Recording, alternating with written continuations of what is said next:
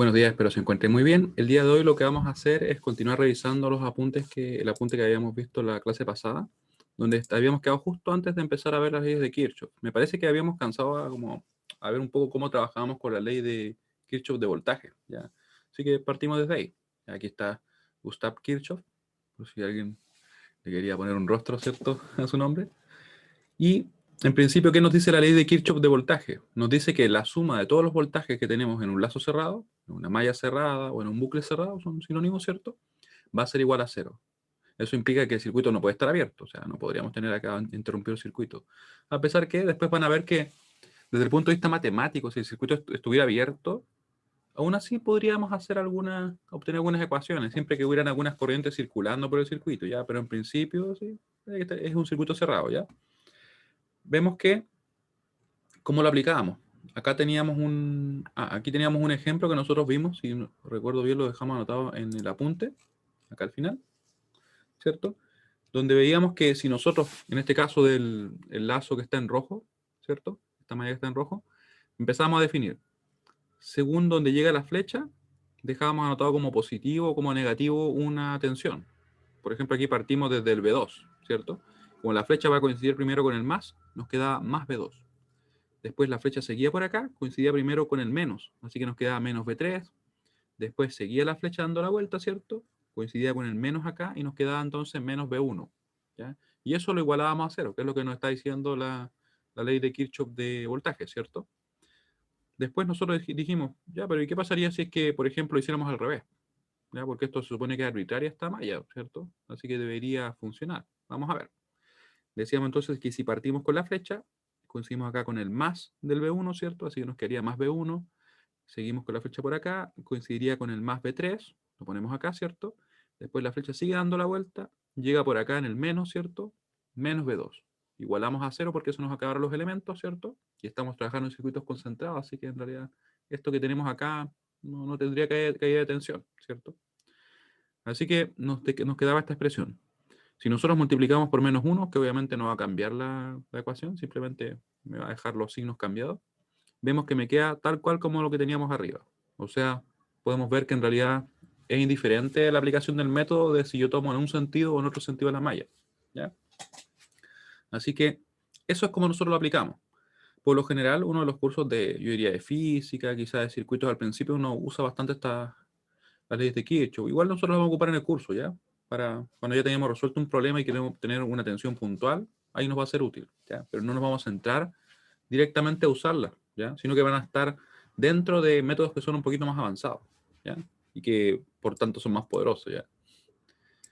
Ahora, que también les estaba comentando antes de comenzar la grabación, bueno, que aquí está, ¿cierto?, la pestaña Docencia Online.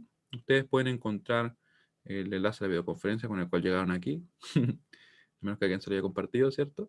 Y el enlace a la lista de reproducción, donde pueden ustedes encontrar las grabaciones, ya que de momento están todas las clases subidas. Yo por lo general las subo apenas terminamos, ¿ya? Nunca más allá de una hora, ¿sí? Y luego de eso, también les decía que acá están los apuntes, ¿cierto? Ahí están los que estábamos revisando, por ejemplo, este de acá, ¿cierto? El apunte 2.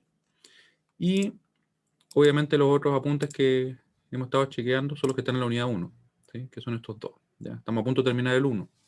Está la guía también de ejercicio, a pesar que podemos resolver algunos, pero yo creo que todavía nos falta. Yo creo que el día lunes ya vamos a estar bien preparados para resolver bastantes problemas. El día miércoles también.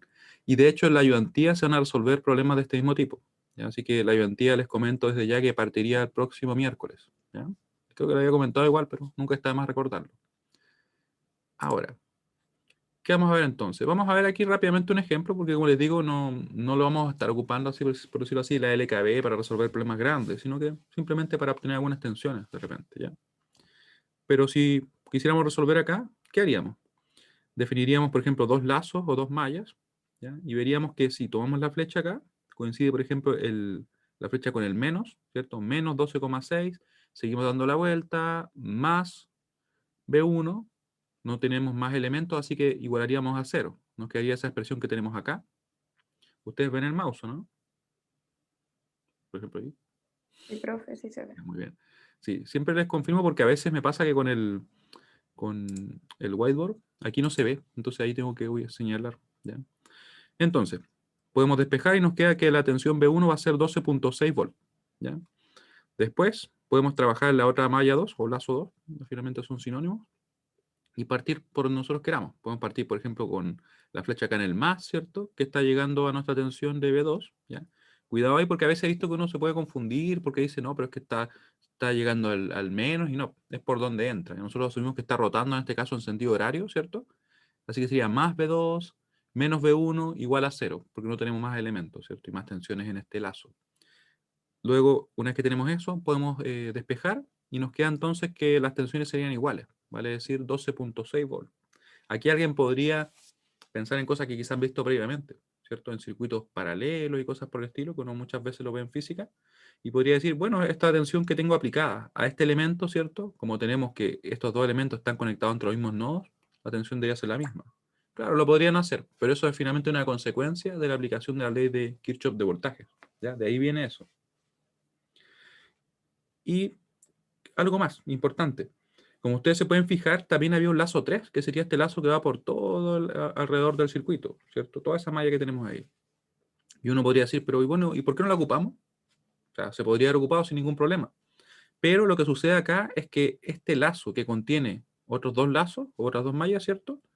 Es, como se dice, no es linealmente independiente. Es linealmente dependiente de las otras ecuaciones.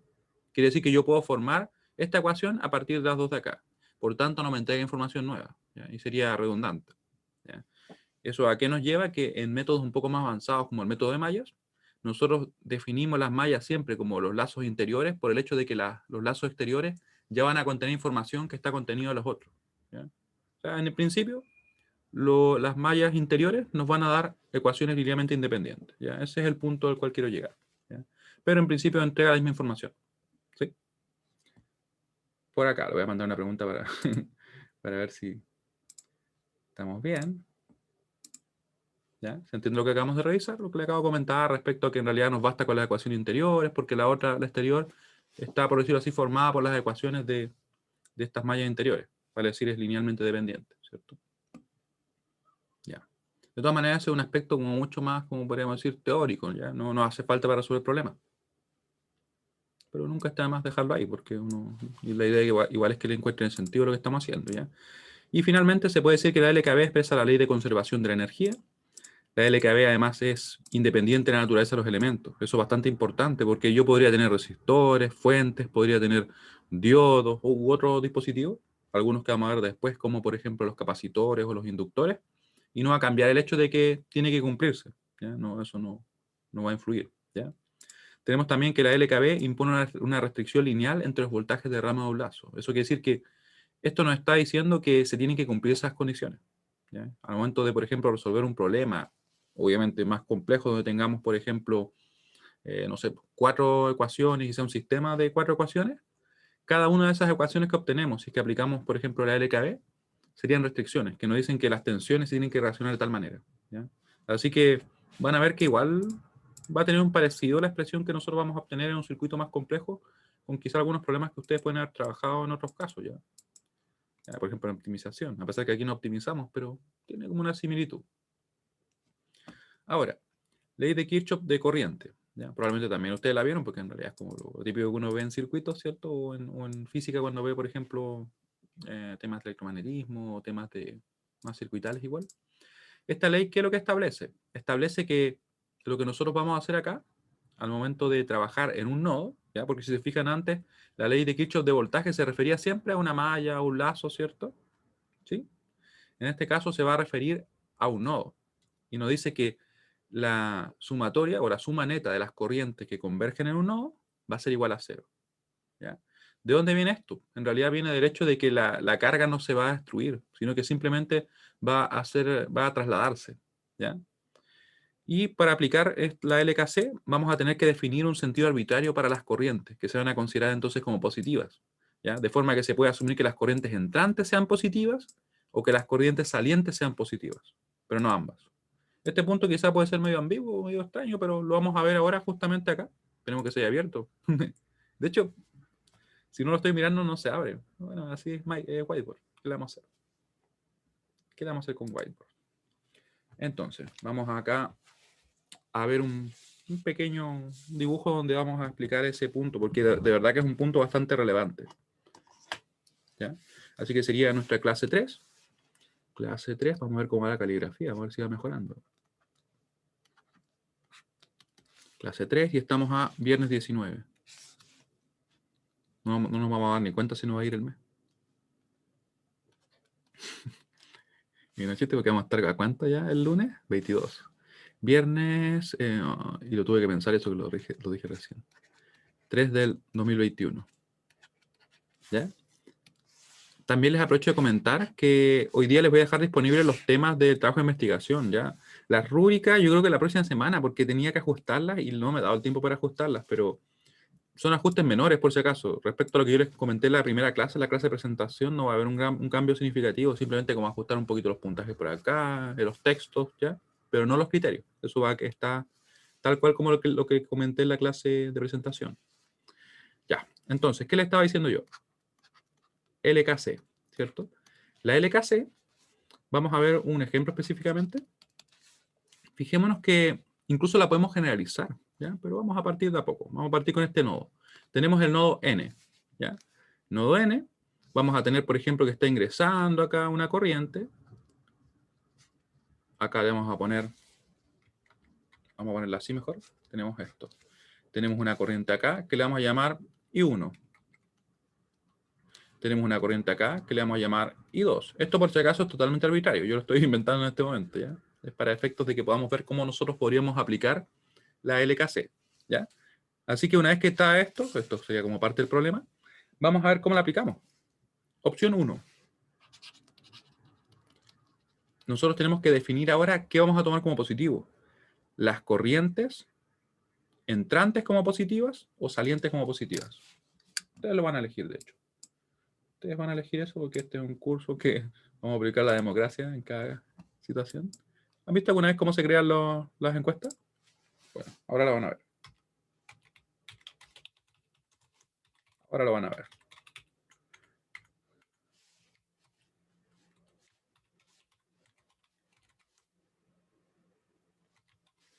¿Ya?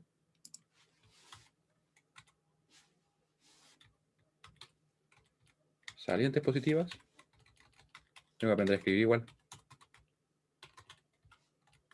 Salientes positivas, entrantes positivas. Así que vayan pensando en qué van a votar. Ahí quedó. Y ahora la vamos a lanzar. Ustedes eligen. Mientras yo arreglo algo que me faltó escribir. De hecho, lo que me faltó escribir, ¿saben qué fue? Poner la LKC. La vamos a poner acá como simplemente como la sumatoria que les estaba comentando yo. Así que... ahí. Y la LKC que nos decía, ¿cierto? Que la sumatoria de las corrientes, ¿cierto? Que tenemos en un nodo, la vamos a poner con sub J, le vamos a poner acá, igual a 0. ¿Ya? Eso nos dice. ¿Cuántos son los que votaron ya? 17 de 29. Llevamos 36 segundos de votación. Vamos a dejarle un minuto, ¿ya? Para que ustedes puedan elegir. Mientras yo desplazo esto. ¿Ya? Ese es el problema. Y nos dicen acá aplicar simplemente en la LKC. ¿Ya? Eso es lo que nosotros vamos a hacer ahora. Obviamente esto tiene la idea y el objetivo de que se entienda cómo nosotros podemos aplicarla y que en realidad es válido hacerlo de las dos formas, ¿ya? Pero lo vamos a ver acá. Pasó un minuto, votaron 22 y ya me parece que hay una decisión. Dicen entrantes positivas. Les voy a presentar los resultados. Ahí van a verlo ustedes. ¿Ya? Ganan entrantes positivas por 14 a 9. Los demás suponemos que no les es indiferente, así que está bien. Ya. Opción 1. Ustedes dijeron entrantes positivas. Corrientes entrantes positivas. Entrantes positivas. Ya. Si fuera así, nosotros tenemos que tomar en cuenta este circuito, específicamente ese nodo, que obviamente está como tomado en un circuito. ¿Ya? Suponemos que está conectado a algo más y que circula en corriente. ¿Ya? Es como un ejemplo como donde simplemente extraímos esto. Ya. Entrantes positivas. Entonces, I1, como sería entrante al nodo, nos quedaría positiva. Nos quedaría de la siguiente manera, miren. Nos quedaría entonces I1 positiva. La I2 es saliente. ¿Cómo debería quedar entonces? Si las entrantes son positivas, ella debería ser Negativa. efectivamente, ¿cierto? Negativa. I2. Y ustedes pueden ver que la I3 que está saliendo del nodo, ¿cierto? Sería entonces negativa también. Y todo esto lo igualamos a 0 según lo que nos indica la LKC. ¿Ya? Tendríamos entonces nuestra ecuación, todo perfecto. Obviamente nos faltarían otras 2 ecuaciones al menos para poder resolver, ¿cierto? Pero como esto es simplemente un extracto, una parte de un circuito, nos sirve bastante para poder ver cómo lo aplicamos. Pero ahora vamos a ver qué pasa, ¿cierto? Vamos a ver qué pasa si tomamos la opción 2, la que votaron 9 personas, ¿cierto? También la vamos a hacer. Opción 2. 2, ahora sí. Ese 2 me quedó medio raro, pero está bien. Corrientes salientes positivas. Y si me preguntan a mí, yo por lo general uso corrientes salientes positivas. En realidad es totalmente válido ocupar cualquiera de las dos. Es un tema de preferencia, ¿no? Ahí, salientes positivas. Si hacemos eso, entonces vamos a tomar en cuenta lo que está pasando acá en el nodo y decimos, I1 ahora sería entrante, ¿cierto? Como nosotros dijimos que las salientes serían positivas, ya esto es un supuesto de nosotros, o lo que en realidad nosotros decidimos, nos queda negativo, nos queda I1, menos I1, perdón. Ahora serían positivas la I2 y la I3, ya que son salientes, ¿cierto? I2 más I3. Y eso lo igualamos a 0 porque ya no tenemos más ramas convergiendo en el nodo. Como pueden ver ustedes, nos queda muy similar a lo que teníamos en el caso de LKB, ¿cierto? Porque yo si multiplico por menos 1, me va a quedar entonces I1 menos I2 menos I3 igual a 0. Y como ustedes pueden comprobar, esto que está acá y esto que está acá es exactamente lo mismo. De esa forma sería indiferente si yo defino corrientes entrantes positivas o corrientes salientes positivas al momento de aplicar la LKC. Sin embargo, hay algo muy importante, no deberíamos cambiar esa definición dentro de un nodo, ¿ya? Porque si no podríamos tener resultados erróneos. No podría decir, no, mira, esta voy a tomarla como entrante positiva y aquí voy a asumir que son, no sé, salientes positivas. No, a mí me va a dar totalmente erróneo, ¿ya? Así que cuidado con eso. Quiero saber si se entiende lo que acabo de explicar. No, tampoco es algo que probablemente no hayan visto, pero nunca está de más ir ajustándolo a cómo lo aplicamos en el curso. Profe, Sí, dime. pero a lo largo del circuito, ¿se puede cambiar eso? Solo Sí, depende del nodo. claro. En un Ya. nodo se mantiene, pero en los otros nodos del circuito se podría ocupar, por ejemplo, salientes positivas, en otro entrantes positivas. Sin embargo, yo no lo recomiendo porque a veces uno se puede equivocar, ¿ya? Sí, pero se podría, Ya, y es gracias. matemáticamente válido. Ya, muy bien. Y ahora, ¿qué vamos a ver con esto? Porque en realidad probablemente lo han aplicado ya en otros casos, ¿ya? Si no, igual en el curso lo aplicaremos, pero hay algo que generalmente no se ve en otros casos y que es bien interesante. Mira. La ley de Kirchhoff de corrientes se puede extrapolar a, podríamos decirlo, a un volumen. Vamos a ver ahora cómo. Esto vamos a ponerle como importante. Voy a poner interesante, pero vamos a dejarle como importante. Nosotros podríamos asumir esto, miren. Podríamos asumir que yo tengo una superficie. Vamos a ver si puedo hacer un dibujo decente. Ahí. Ahí. Imagínense que esto es una superficie. Es como una especie de elipse, pero en 3D. Ahora que lo pienso, no recuerdo cómo se llama eso. ¿Alguien se acuerda cómo se llama esta figura? Si fuera como una especie de elipse en 3D.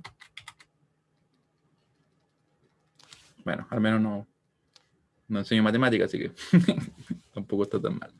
Ya, tenemos esta superficie, ¿ya? Esa superficie. Y yo podría considerar ahora que están ingresando acá unas líneas, ¿ya? Obviamente esto viene de otro lado. Acá tenemos otra por ahí. Tenemos otra por ahí. Con 3 más que suficiente. ¿Ya? Y todo lo que está acá adentro vamos a también a colorear. Si vamos a hacer el trabajo completo, ¿cierto? Pero le vamos a poner un color diferente. Vamos a poner este color. Ya, tenemos esa superficie que está como en un color como lila, no sé, morado claro, ustedes le quieran llamar. ¿Ya? Y vemos que están ingresando líneas que vienen desde cualquier parte de un circuito. Esto es obviamente tridimensional, ¿cierto? Y nosotros podríamos aplicar exactamente lo mismo que acabamos de ver. Exactamente lo mismo. Así que podríamos entonces decir que las corrientes que están acá, vamos a definir, por ejemplo, ahora un I1, vamos a poner acá un I2, y vamos a poner un I3, vamos a cambiar. Hacia acá. Podríamos aplicar exactamente la LKC. Así que diríamos, aplicando LKC, quedaría algo así. Tendríamos que definir salientes positivas o entrantes positivas. Ustedes van a elegir nuevamente. Y ahora lo vamos a hacer solamente una vez. Un ovoide. Mira, ¿no? Puede que sea. Muy bien. Van a elegir ustedes. ¿Qué usamos ahora? Vamos a usar cualquiera. Ya vamos a usar solamente una, porque sabemos que se podrían ocupar los dos, ¿cierto? Oh, miren, ahora ganó saliente positiva. Oh, ustedes no lo están viendo en vivo y en directo, pero creo que cuando están los resultados listos, ahí sí pueden. Les digo que va 12-8. Van 20 segundos, así que voy a darle unos 40 segundos más. Tampoco como que por demasiado tiempo. Vamos a aplicar la LKC y vamos a ver qué sucede. Y va a ser de la misma manera, pero como pueden ver, es súper importante porque esto después nosotros lo aplicamos en un método llamado método de nodo, que por lo general entiendo que ustedes no lo revisan anteriormente, pero es un método bastante útil y que se utiliza generalmente cuando se requiere trabajar con circuitos en 3D. Y uno podría decir, pero ¿y cuándo se trabaja con circuitos en 3D? Por ejemplo, en nuestros computadores, los procesadores y varios dispositivos tienen varias capas, ¿ya? No es como que está solamente en un plano el circuito, sino que es dimensional. Lo hacen para así tener, disminuir, por ejemplo, el consumo, las corrientes que se tienen, hacer cada vez más pequeños los componentes. Es un tema bien interesante, la verdad. Ya, ganó entonces saliente positiva. Vamos a hacerlo con saliente positiva. Y como les decía yo, igual es mi preferencia muchas veces, así que si serían salientes positivas, entonces vamos a tener más I1, ¿cierto? Vamos a tener más I2 y tendríamos menos I3 igual a 0. Estos fueron por si acaso para que nos quede acá. Salientes positivas. ¿Ya? Y eso, como ustedes pueden ver, totalmente arbitrario, ¿cierto? Ahí está. No quedó tan mal el dibujo, ¿no? Considerando. Ahí está. Ya. Ahora, quiero también saber si se entendió, ¿no? Vamos a dejar la pregunta, ¿se entiende por ahí? ¿Se entiende lo que acabamos de revisar? Lo que acabo de comentar, porque esto es como ir sembrando algo para después, para cuando ocupemos nodos, ¿ya? Entonces ahí después uno recapitula. ¿Se acuerdan cuando vimos que se podía aplicar la LKC en 3D o en una superficie, ¿cierto? Y ya quedó por ahí dando vueltas. Ya. Entonces, una vez que ya hemos revisado la LKC, ¿cierto? Y cómo se puede aplicar esa forma, voy a encontrar dónde está el apunte, que lo tengo perdido. Creo que está por acá. Creo que este. Ahí está.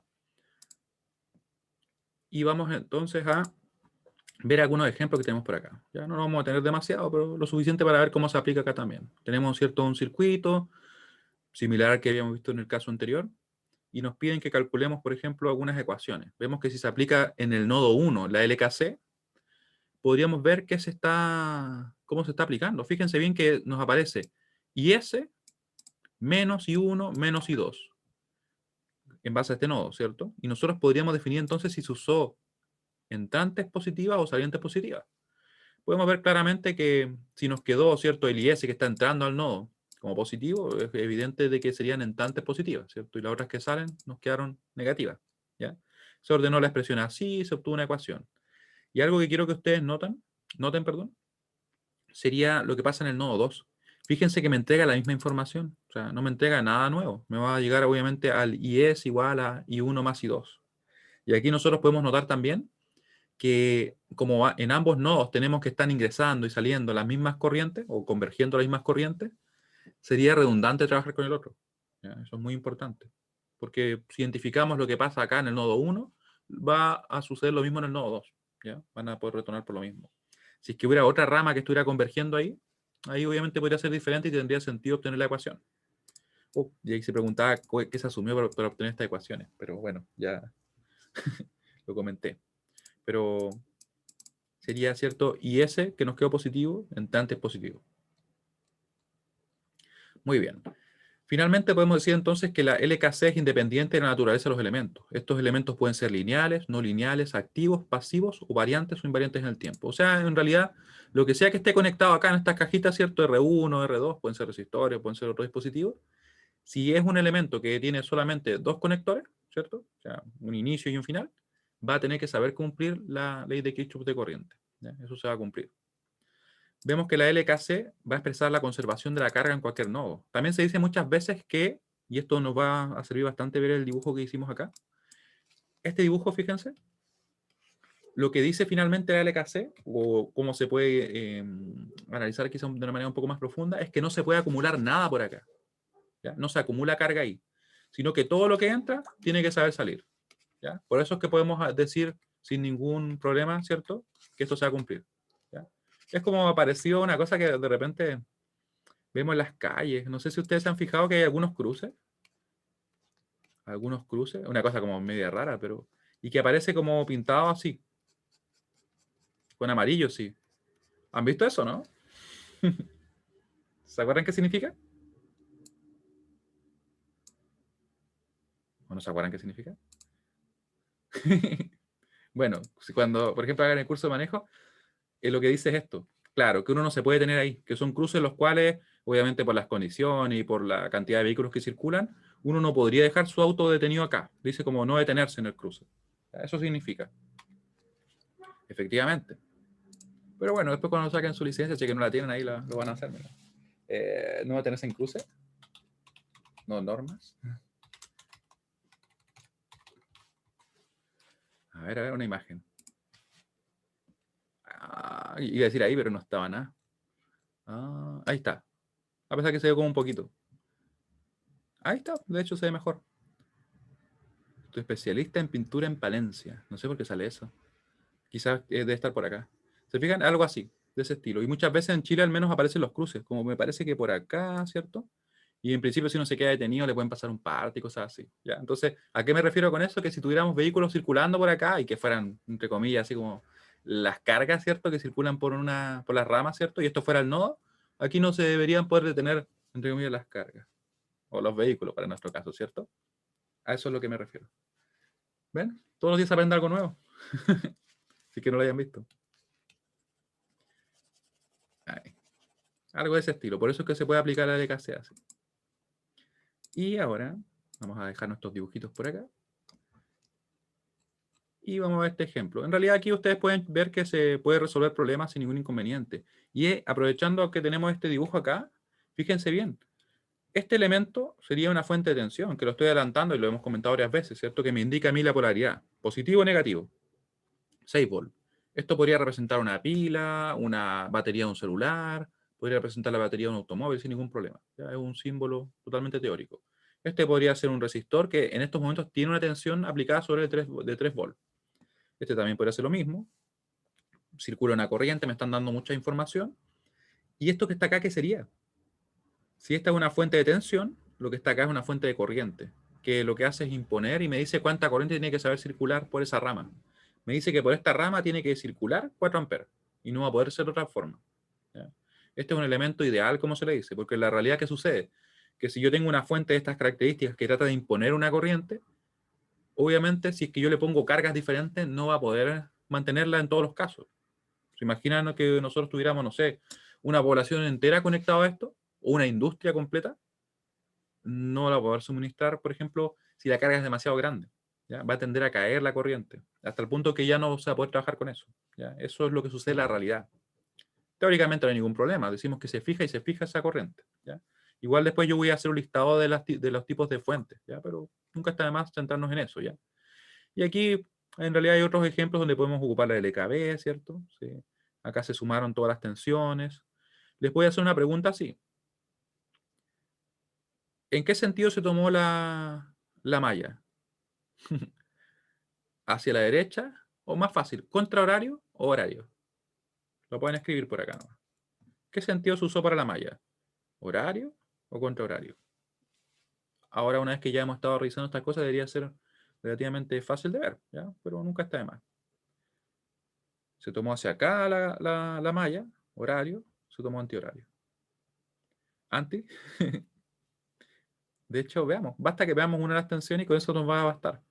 Vamos a ver, por ejemplo, el caso de BS1. BS2 está por acá.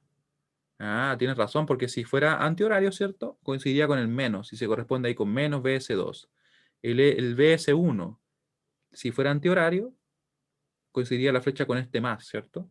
Y obviamente con ese menos del B1, con ese menos del B2, y ustedes pueden verificar que en realidad, claro, sería antihorario. ¿Sí? Y este problema en realidad es bien directo si nosotros aplicamos lo que hemos visto hasta ahora. Y bueno, y lo que yo creo que lo que ustedes han visto previamente también. En este otro problema que nos pedían, calcular una corriente, la corriente I. Pero como pueden ver ustedes, si acá me están diciendo que están ingresando 4 amperes, ¿ya? Y aquí me dicen que sale 1 ampere. ¿Cómo calculamos la I? Vamos a verlo acá igual, nunca está de más. Solamente como para ir consolidando, a pesar que quizá podría considerarse un problema muy trivial, pero nunca está de más. O para soltar un poquito la mano, ¿no? Porque finalmente estos casos, que por muy simple que parezcan, después aparecen en circuitos más complejos y en la parte final. Entonces he visto que muchas veces aplican el procedimiento así sistemático, no sé, de nodos de malla, pero en esta parte más básica a veces hay errores. Porque, como les digo, la base es muchas veces lo que, si no queda obviamente bien cimentado, es lo que hace que se caiga todo, se caiga el edificio, ¿cierto? Así que aplicamos simplemente la LKB, la LKC, perdón. En este nodo le vamos a poner un nombre, nodo N, ¿ya? Y procedemos. Podemos tomar las salientes como positivas, entrantes positivas, lo que nosotros queramos. Y lo que ustedes quieran, porque en realidad, ¿para qué voy a decir yo? Si pueden decir ustedes, ¿cierto? Ahí, mientras yo me termino de tomar mi café. Que ya estaba frío ya, pero bueno. Ahí. Está bien parejo ahora, como que están cambiando las tendencias. O sea, está 9-9. Y son 20 segundos la barra. 40 segundos más. ¿Ya? Con esto terminaríamos el primer apunte y estaríamos listos ya para pasar a lo que sería la resistencia, porque si se fijan bien, nosotros seguimos un orden que se podría considerar medio extraño, porque uno dice, primero, ¿qué vimos? La corriente, ¿cierto? Que a mí me parece bastante natural, porque es más fácil asimilar que la corriente simplemente nos va a indicar a nosotros el flujo de cargas que tenemos en una sección, ¿cierto? Y obviamente en un tiempo determinado. Es como, ¿cuánta carga está pasando? Si pasa más carga, más corriente. Si pasa menos carga, menos corriente. Eso es como, se puede decir que tiene bastante sentido, ¿cierto? El voltaje es un poco a veces más extraño, porque como que representa, ¿cierto? Le decía yo, el trabajo, la energía requerida para mover las cargas, ¿cierto? Si yo tengo más energía para mover las cargas, va obviamente a circular una mayor corriente, o va a poder circular una mayor corriente. Si yo tengo menos energía para poder desplazar las cargas, va a poder circular una menor corriente, bajo las mismas condiciones, ¿cierto? Y también existía ese concepto como de diferencia de tensiones. Como que decía que si hay una mayor diferencia de potencial, como que es finalmente más fácil que circule corriente, ¿cierto? Y después vimos la potencia, donde la potencia nosotros decíamos que nos indicaba, por ejemplo, el consumo instantáneo que tenía un dispositivo. Hablábamos del hervidor, ¿cierto? Del el refrigerador, y veíamos que el hervidor, por ejemplo, consume más instantáneamente, ¿cierto? Por las características que tiene, es menos eficiente en su funcionamiento. Porque de hecho un refrigerador, no sé si ustedes lo han escuchado alguna vez, pero lo que ocupa un refrigerador es un intercambiador de calor. Y yo creo que alguna vez se han dado cuenta. Yo sé que alguien de aquí alguna vez lo ha hecho. ¿Han tocado atrás de un refrigerador? ¿Cómo está? ¿Frío o caliente? De hecho, muy caliente, porque eso es lo que hace. ¿Se fijan? Es como que va a quitándole el calor con ese circuito que tiene. Es un circuito, será hidráulico, no sé. Y claro, miren qué bien. Muy, muy bien, ¿cierto? Entonces, por lo mismo, eso es lo que sucede. Es mucho más eficiente un intercambiador de calor que, por ejemplo, simplemente hacer circular una corriente por una resistencia, que eso es lo que hace un hervidor. Un hervidor es simplemente eso. Y si uno abre un hervidor, se va a fijar que, por ejemplo, está el hervidor acá. Vamos a ver cómo queda el dibujo. Quedó medio deforme, pero bueno. Lo que hay acá es esto. Es como algo así. Hay algunos que son circulares, así. Algo así. Y bueno, y tiene como obviamente una línea que sale también. Y esto obviamente cuando circula una corriente por efecto Joule, no, va a hacer que la temperatura empiece a aumentar. Y que obviamente se transmita calor al líquido que nosotros tengamos acá adentro. Y esa es toda la operación, lo cual es ineficiente en sí. Quizá deberían haber hervidores más eficientes, ¿eh? Hay una buena oportunidad. Y claro, y más allá de la potencia, ¿cierto? A nosotros nos interesa la energía. Y para hablar de energía, nosotros tenemos entonces que el tiempo influye. Si es que fuera constante la potencia, vemos que lo podemos multiplicar simplemente la potencia por el tiempo. Si es que no fuera constante, nosotros simplemente integraríamos, ¿cierto? Para poder considerar entonces en un rango de tiempo determinado cuánta energía estaría consumiendo el dispositivo, que sería lo que podríamos aplicar para el caso de, no sé, el consumo de una red domiciliaria, el consumo en una industria, porque obviamente no es constante, varía en el tiempo, ¿cierto? Hay horas en las cuales hay más consumo, ¿ya? Y bueno, ¿ustedes qué votaron? ¿Votaron? Vamos a ver los resultados. Miren, ganó por 1 positivas, o sea, entrantes positivas. Así que vamos a tomar las entrantes positivas. Entrantes positivas, ya, en el nodo 1, en el nodo N, perdón. Nos quedaría entonces, como esta es entrante, quedaría positiva, más 4. Esta es saliente, ¿cierto? Sería menos, sí, han dicho entrante positiva, está bien. Menos 1. Y esta de acá, que está definida, no conocemos en principio su valor, ¿cierto? Sería saliente, así que sería menos I, igual a 0. Podemos entonces despejar sin ningún problema y nos va a quedar que I va a ser igual a 4 menos 1 serían 3 amperes. ¿Cierto? Ese sería el resultado de nuestra corriente I. Claramente, como les digo, este problema es bastante trivial, pero muchas veces se presenta, yo diría, al final de algún problema más complejo, donde uno aplicó un método que de repente podría decir, oye, es más difícil aplicarlo, pero no se equivocan en eso. Se equivocan en estas cosas. Por eso es que nunca está de más remarcarlo, ¿ya? Y así hemos terminado oficialmente el apunte 1. Vamos a dejar de compartir, ¿sí? Ahí sí. ¿Qué vamos a ver ahora? Bueno, quiero saber si por ahí hay alguna duda general de cualquier tipo. Cualquier pregunta que tengan puede ser de lo que hemos estado viendo, relacionado. ¿Ya? Es el momento, aprovechen. Mientras yo trato de dibujar bien el cuadrado, que no me quedó, el rectángulo que me quedó medio raro. Ahí. Bueno, ahí mejoró un poco al menos. Y borro por acá. Y ahora lo que vamos a ver entonces son los resistores, ya que eso es algo bastante importante. Así que voy a cerrar acá. Este apunte ya terminó porque ya chequeamos eso, ¿cierto? Y vamos a ver entonces los elementos resistivos y las fuentes en redes eléctricas. Más que nada en este apunte lo que vamos a revisar son los elementos resistivos, porque después las fuentes los escribo, no sé, en 5 minutos y con eso estamos ok, porque en realidad no se requiere mucho más, porque las vamos a ir usando y en base a eso vamos a ir avanzando. ¿Qué tenemos entonces? Tenemos cierto que existen resistores lineales, no lineales, variantes e invariantes, y obviamente una combinación de todo eso. Podemos tener resistores lineales, variantes en el tiempo, o lineales invariantes, no lineales variantes, y bueno, las 4 combinaciones, ¿cierto? También acá fuentes de voltaje y de corriente independientes, fuentes controladas o dependientes, y esto por si acaso no se ve. Siempre se me olvida, o al menos no se ve ahora, lo vamos a ver nosotros en la segunda unidad del curso, y siempre se me olvida quitarlo del apunte, pero van a darse cuenta que si revisan no está. Elementos resistivos. Cuando hablamos de elementos resistivos, por si acaso van a ser elementos de 2 terminales que nosotros vamos a poder representar siempre en función de su voltaje y su corriente. ¿Ya? Eso es lo que nosotros vamos a usar para definirlo, y eso se llama muchas veces, y de hecho es como se le llama oficialmente, la característica del elemento resistivo. Vemos que tenemos 4 categorías de elementos resistivos, ¿cierto? Tomando en cuenta estas 4 opciones. Y de hecho son más opciones que lo pienso bien, pero con eso va a ser suficiente. No son de hecho solo 4, ahora que lo pienso. Y ¿qué tenemos acá? La ley de Ohm, que probablemente ustedes ya vieron, ¿cierto? Muchas veces, incluso en la enseñanza media, ¿cierto? Que nos establece una relación entre lo que es la tensión y la corriente en un circuito determinado, en un elemento resistivo en específico. ¿Ya? Esto podría ser en una fuente, en un resistor, y se va a cumplir, ¿ya? Se va a cumplir, pero teniendo siempre en cuenta algunas salvedades, ¿ya? Vemos que ese R que aparece ahí es la resistencia, que vendría a indicarnos a nosotros que, por decirlo así, la oposición que pone un elemento a la circulación de corriente eléctrica.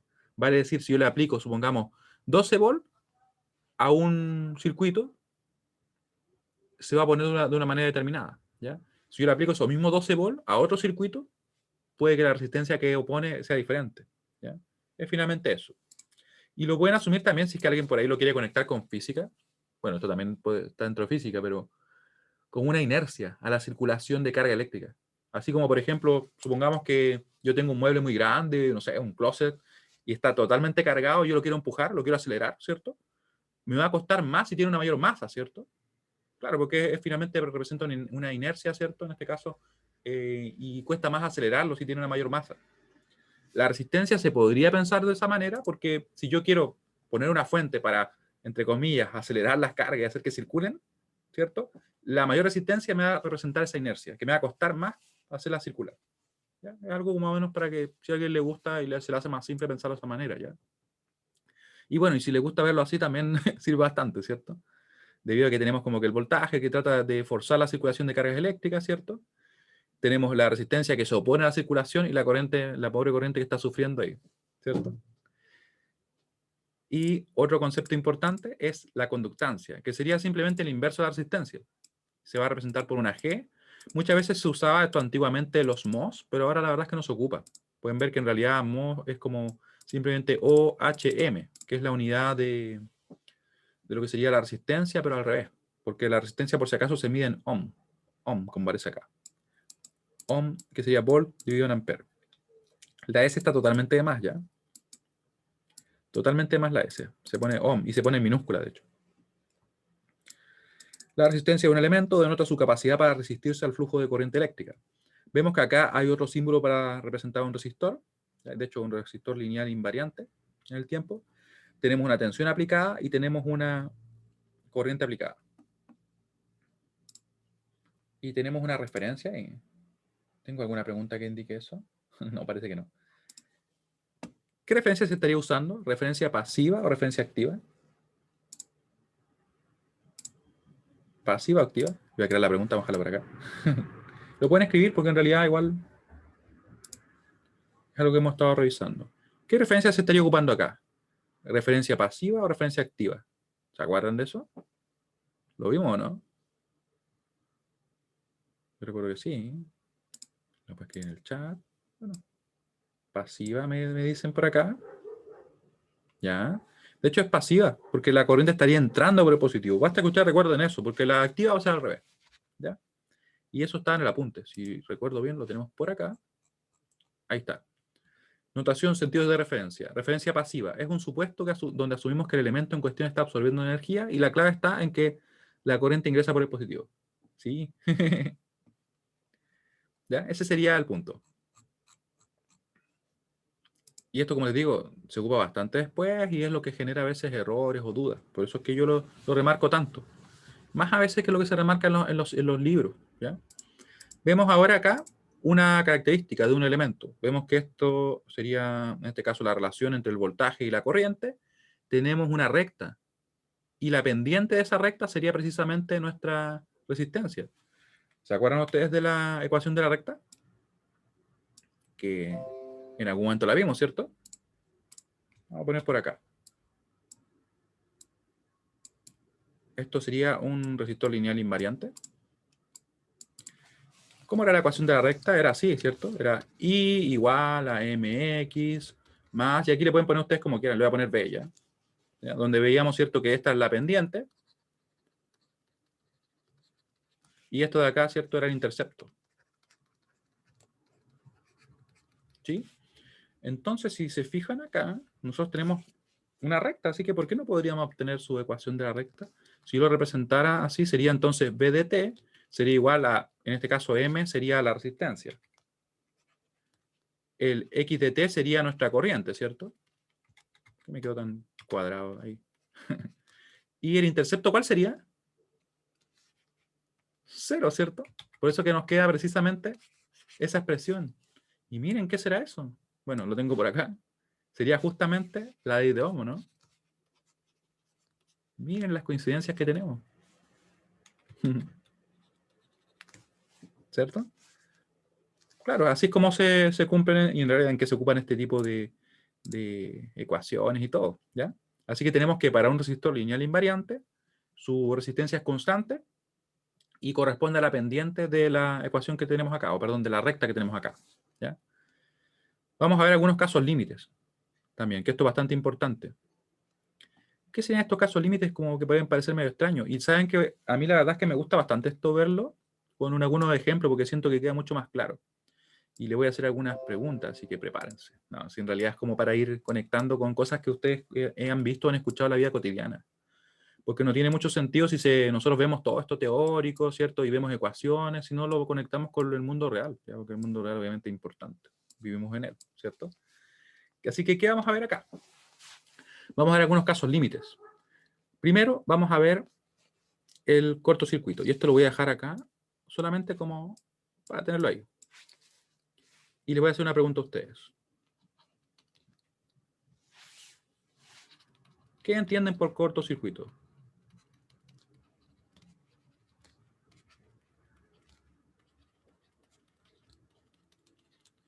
Y aquí, por si acaso, no se preocupen si es un concepto raro, porque yo sé que lo han escuchado alguna vez, ¿no? O hay un cortocircuito y falló tal red eléctrica, o falló tal cosa, nos quedamos sin energía porque es un cortocircuito, ¿cierto?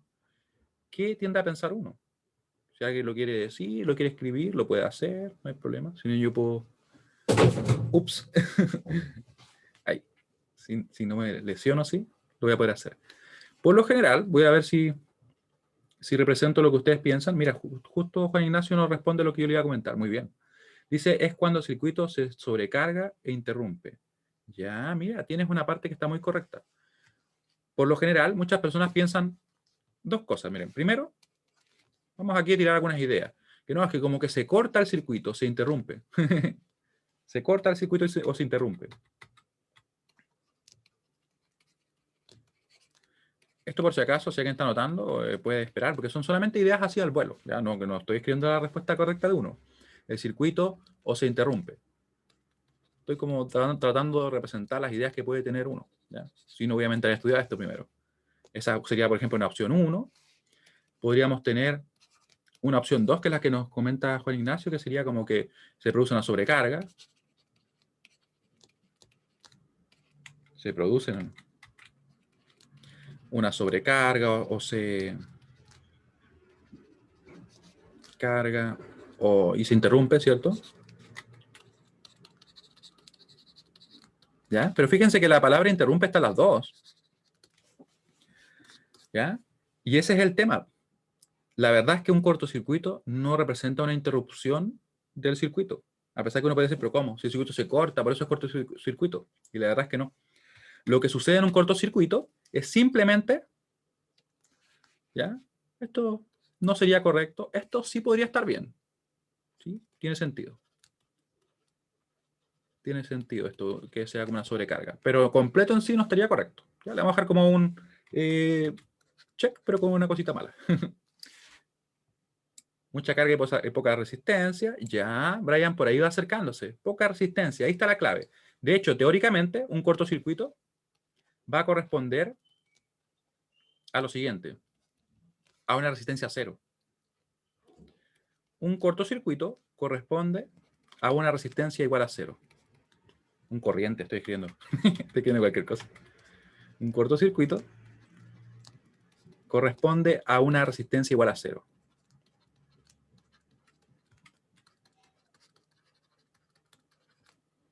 ¿Ya?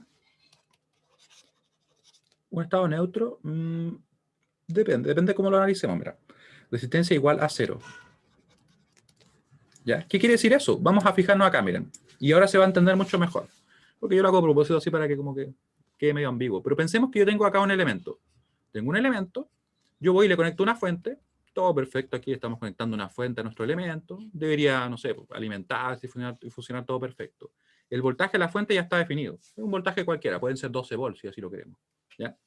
Tenemos que la resistencia del elemento es la que estamos ahora cuestionando qué va a pasar con ella. La corriente, lógicamente, va a depender de la resistencia. La ley de Ohm que nos dice, nos va a decir que B es igual a R por I, ¿cierto? Si la tensión está dada y la resistencia va a estar definida por el elemento, nos quedaría solamente la incógnita por conocer, que es la corriente. Si nosotros queremos saber qué corriente circula, recuerden que la corriente está relacionada directamente con las cargas que están circulando por el cable, ¿cierto?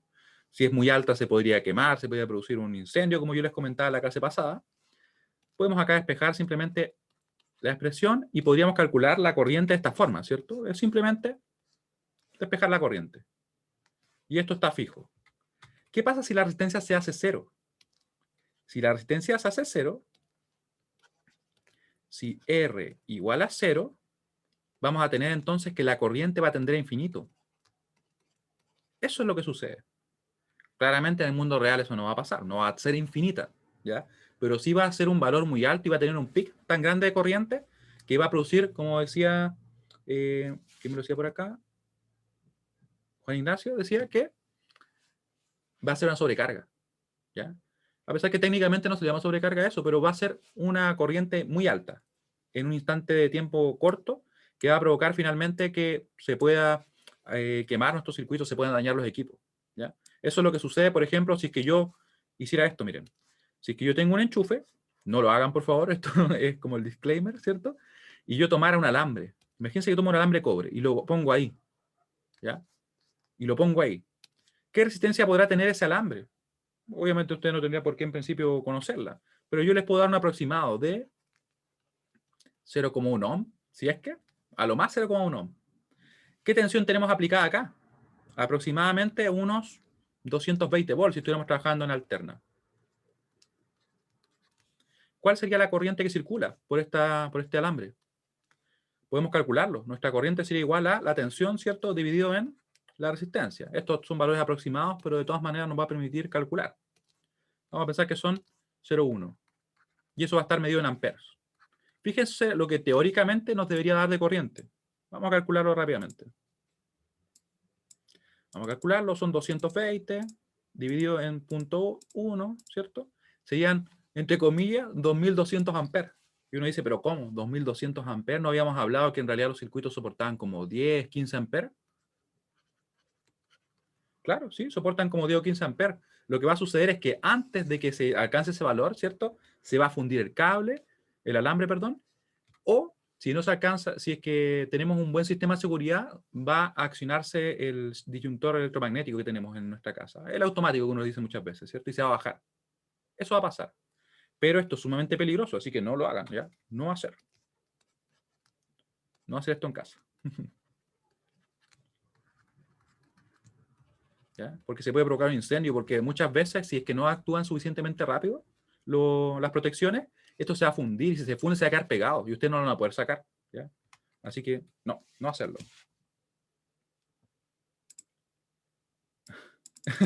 Fuera impulso de idiotez, me dice. ¿Ya? Eso es lo que sucede. Y eso es un cortocircuito. Si se pueden fijar ustedes, ese 0,1 es muy cercano a 0, ¿cierto? ¿Ya? No va a ser 0, obviamente, porque va a tener resistencia. Por muy buen conductor que sea, será, no sé, de 0,05 quizás, pero va a existir. ¿Ya? Y va a provocar ese como pic de corriente. Y rápidamente se va a calentar tanto esto que se va a fundir. Y se va a quedar pegado y no lo va a poder sacar. ¿Ya? Así que, no. Eso es un cortocircuito. Es cuando yo tengo una resistencia 0. ¿Se entiende la idea de lo que le estoy comentando? Vamos a mandar la pregunta. Le voy a escribir ahora eso mismo acá para que quede escrito, ¿ya?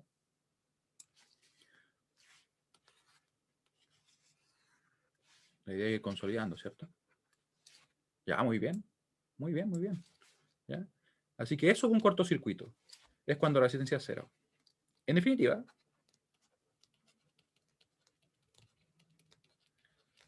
claro, Brian me dice que el automático, entre comillas, sería como una resistencia de emergencia.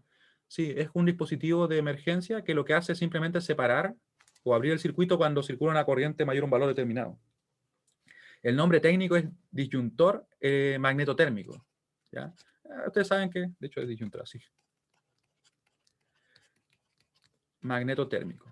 Esto ya es como más específico, si es más de, por ejemplo, yo lo enseño generalmente en prevención de riesgo. ¿Ya? Pero la componente magnética es la que nos protege de los cortocircuitos, porque rápidamente tiene como un electroimán que cuando circula una gran corriente, abre el circuito. ¿Ya?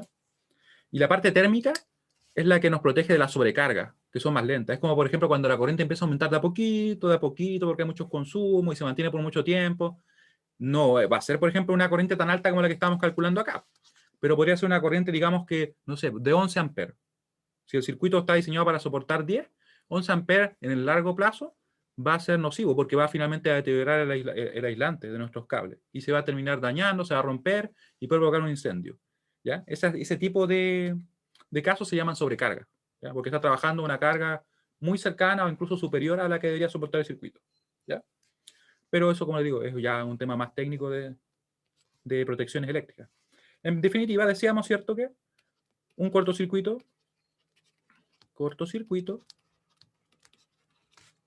se presenta cuando la resistencia de un elemento es muy cercana a cero, muy cercana a cero. Teóricamente debería ser cero, ¿cierto? Elemento es muy cercana a cero. Muy cercana a cero. A cero. ¿Ya? Y ese 0 punto y algo, incluso hasta un 1 amper podría ser muy pequeño, porque nos darían 220 amperes, ¿cierto? Muy cercana a cero. ¿Ya? Teóricamente es así. ¿Qué pasó ahí? R igual 0, ¿ya? Lo que genera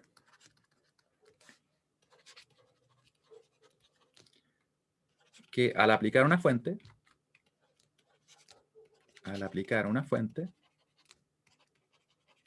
una fuente de tensión,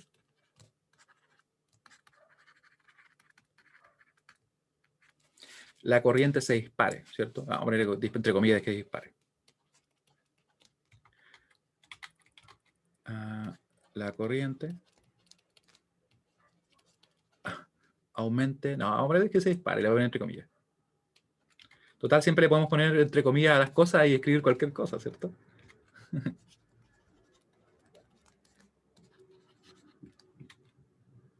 Vale decir, aumente más allá de los límites que soporte el circuito.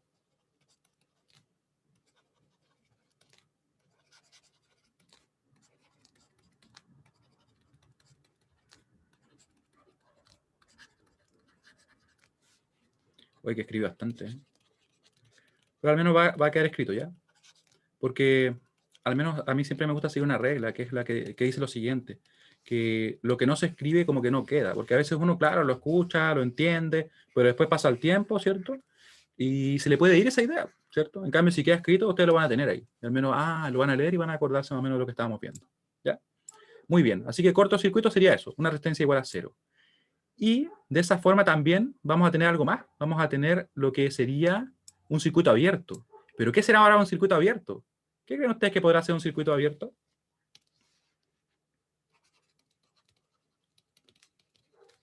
Así intuitivamente, no se preocupen porque aquí en realidad estamos para aprender, así que a mí me gusta porque preguntarlo así, porque eso va haciendo que la idea como que resuene lo que nosotros hemos visto, lo que nosotros conocemos, nuestras impresiones, ¿cierto? Sobre el mundo en que nos movemos.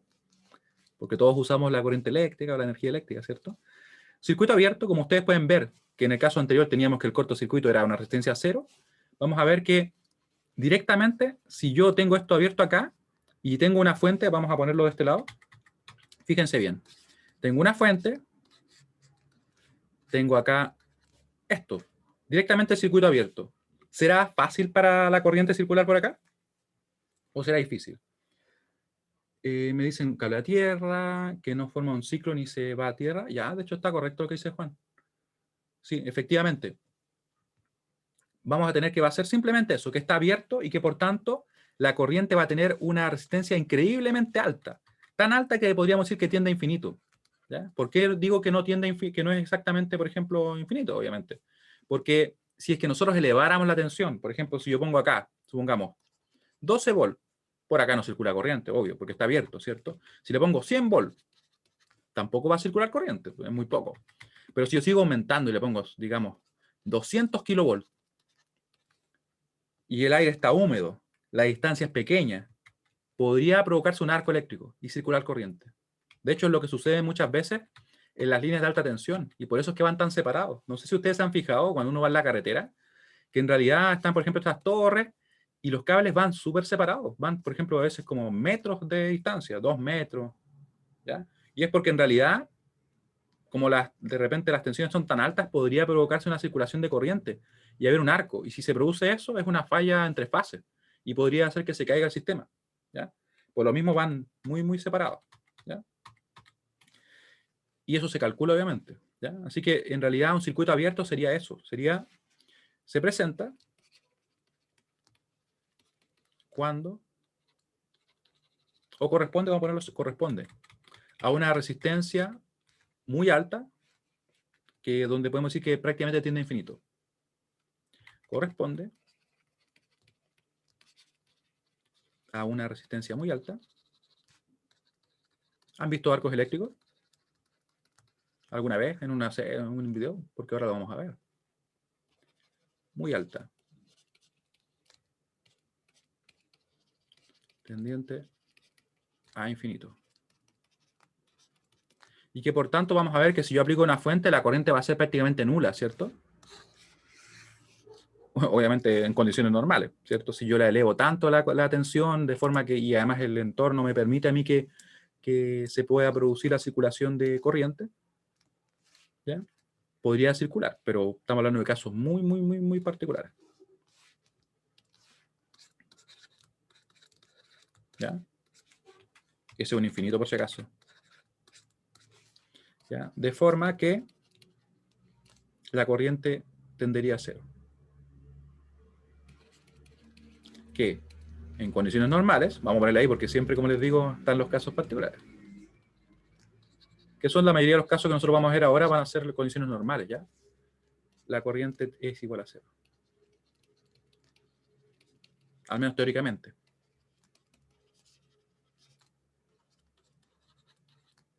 ¿Y por qué? Podemos verlo directamente desde la ley de Ohm. Si tenemos esto, ¿cierto? Vamos a ver que nuevamente podemos obtener la corriente como V sobre R. Si claramente vemos que R tiene infinito, vamos a ver que la I va a tender a cero, ¿cierto? De ahí viene. Y les decía yo que si se presentaba supuestamente este tipo de condiciones para que se produzca un arco eléctrico, ¿ya? Va a conducirse la corriente a través del aire incluso, ¿ya? Pero por muy breves tiempos, y lo que pasa es que eleva mucho la temperatura.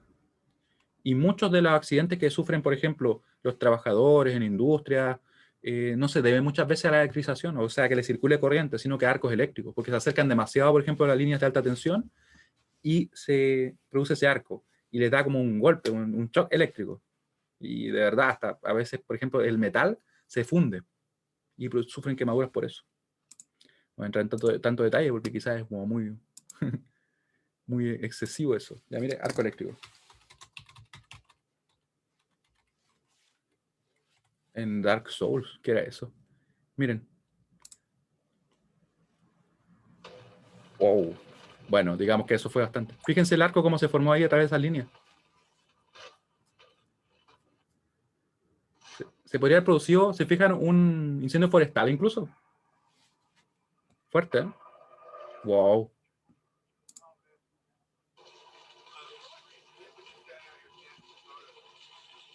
En este caso, esta es una subestación. Lo que sucede ahí es que, como tienen unos grandes niveles de tensión, cuando se abren y se cierran los interruptores que ellos ocupan, tienen como unos sistemas que tratan de que no se produzcan los arcos, pero a veces igual fallan. Incluso hay sistemas que son cerrados, donde no haya oxígeno alrededor, y se abra de esa forma y no se produzca el arco, porque se puede fundir de plano un interruptor de este tipo. Oye, pero tremendo incendio. ¿Qué opinan de los arcos eléctricos?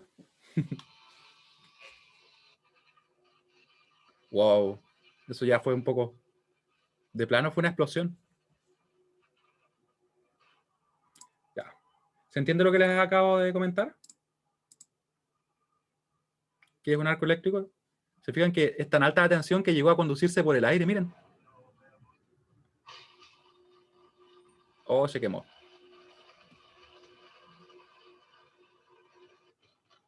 Sí. Miren, ¿se fijan? Y explotó. Y aquí tenemos ese tipo de interruptores sellados.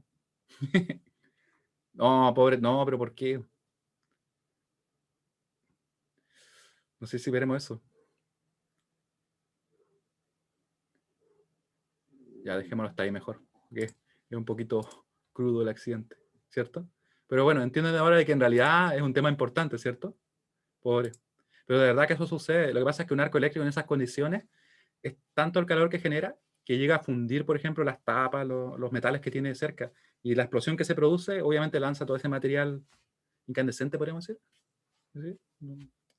Bueno, y con este video, que espero que no lo haya dejado mal, terminaríamos la clase de hoy. Vamos a ver qué cosa las clases siguientes.